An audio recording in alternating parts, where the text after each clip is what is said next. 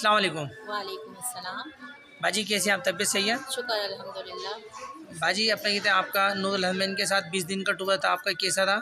माशाल्लाह बहुत अच्छा रहा, हर एक ने ताउन किया हमारे साथ, होटल मैनेजमेंट ने भी और बाहर ज़ियारत के भी, हर मामलात हमारे शटल के भी, हर चीज़ के माशाल्लाह हमारे साथ बहुत अच्छा रहा, बहुत अच्छा वक़्त गुज़रा।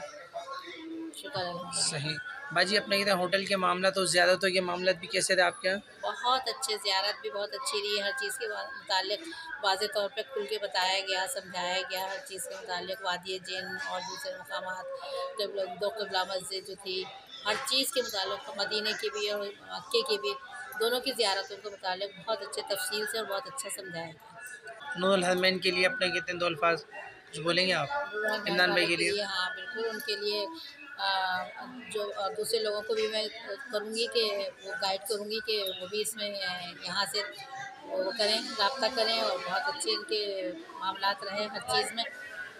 इंशाल्लाह आगे भी बहुत अच्छा रहेगा, इंशाल्लाह मेरा हज का भी प्रोग्राम है तो इंशाल्लाह फिर मैं इनसे ही राब्ता करूँगी सही, और ज़ाहिर है ये भी हमारे साथ इंशाल्लाह ताउन करेंगे और हम भी इनके साथ ताउन करेंगे। सही।